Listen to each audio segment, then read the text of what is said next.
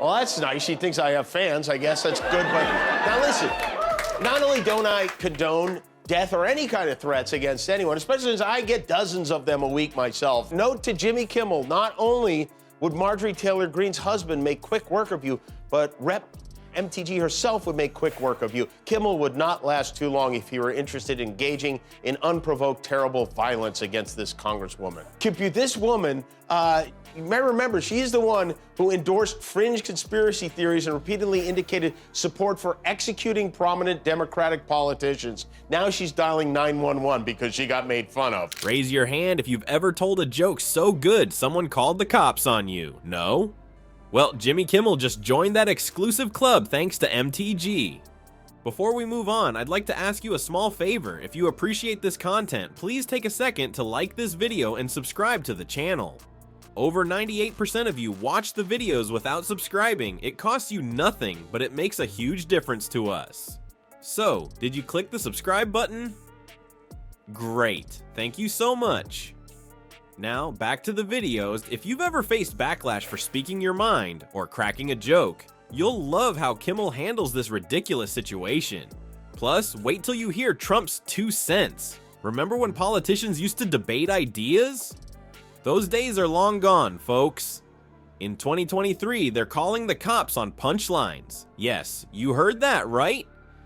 We've entered a bizarre world where a joke can land you in hot water with law enforcement. So here's what went down. Jimmy Kimmel, our late-night comedy hero, cracked a joke about Marjorie Taylor Greene and Will Smith. Now, most people would either laugh it off or fire back with a witty retort, but MTG, she decided to go full Karen and involve the boys in blue.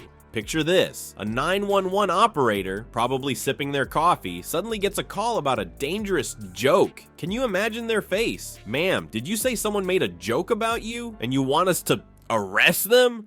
This afternoon, she wrote, "You weren't joking. You hide your misogyny and your racism behind your jokes on ABC. This was a dog whistle to the violent left to assault me or worse." And you're misspelled "you're," of course. Note to Jimmy Kimmel, not only would Marjorie Taylor Greene's husband make quick work of you, but Rep.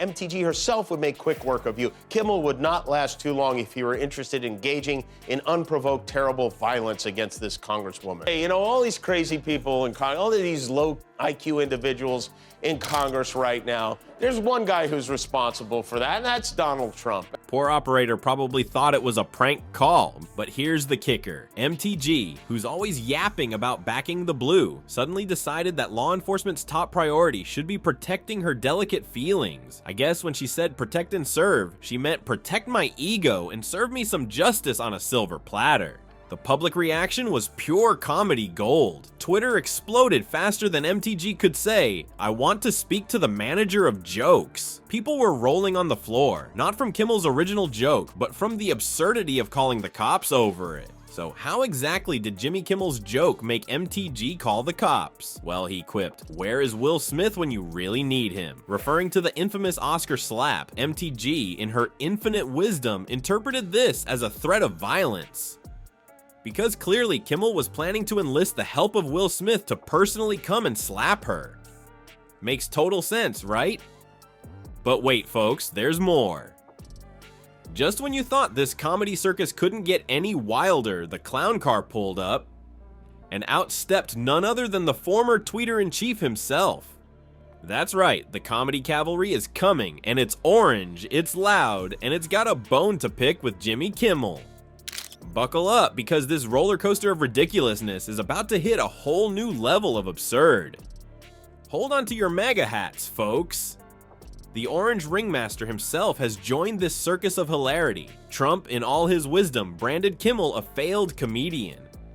Well, that's nice. She thinks I have fans. I guess that's good. But now listen, not only don't I condone death or any kind of threats against anyone, especially since I get dozens of them a week myself. And don't hesitate. All right.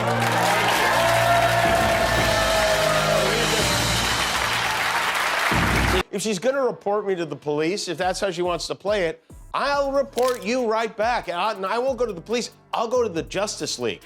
Now, isn't that like a fish calling a bird bad at swimming? Yep, you heard it right. The guy who thinks Cuff is the peak of comedy decided to play critic. Trump, feeling left out of the Kimmel MTG drama, jumped in like a bull in a china shop, or should we say, an elephant in a joke shop. He called Kimmel a failed comedian on his social media platform. Talk about the pot calling the kettle orange. This is coming from a man whose idea of a punchline is, "You're fired." Hilarious, right? About as funny as a root canal. But let's not forget Trump's own comedy gold. Remember Kafef? That tweet had us all rolling on the floor in confusion. And who could forget his suggestion to inject disinfectant? Comedy genius or public health hazard? You decide. The comedy world wasn't having it though. Faster than you can say tiny hands, comedians united behind Kimmel. It was like the Avengers of comedy, assembling to defend one of their own. Late night hosts and stand-up comics banded together, proving that when it comes to facing off against humorless politicians, laughter truly is the best medicine. So how did our hero Kimmel respond to this comedy critique from Mr. I'm like really smart? With the grace and wit of a true pro, of course. He tweeted back, "I'm just glad to know that I'm living rent-free in your head, Donald. Keep watching." Burn! Kimmel turned Trump's insult into a punchline faster than you can say fake news. But here's the real kicker. Everyone's laughing at MTG's reaction to a joke.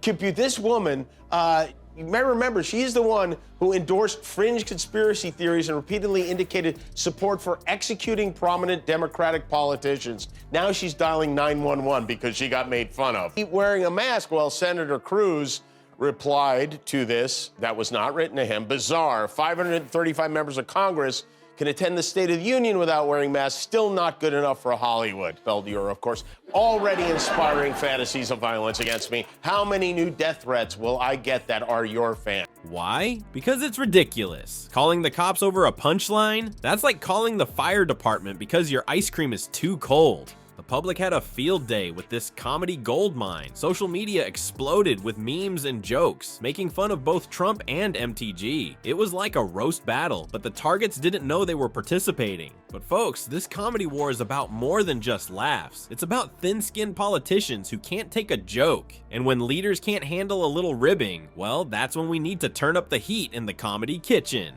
So what have we learned from this comedy circus? When politicians can't handle a joke, it's time to double down on the laughs. In a democracy, humor isn't just fun, it's our secret weapon against leaders who take themselves too seriously. Think about it. If a joke can make a politician lose their cool, imagine what some hard-hitting questions might do. That's why we need comedians like Kimmel keeping these big shots on their toes. It's like political acupuncture. A few well-placed jabs can really get things moving. Remember folks, every time you laugh at a politician's expense, you're basically saluting the flag, so keep those jokes coming. It's your patriotic duty. After all, if we can't poke fun at our leaders, are we really free? Or are we just a bunch of grumpy Trumpies waiting for our next Twitter tantrum?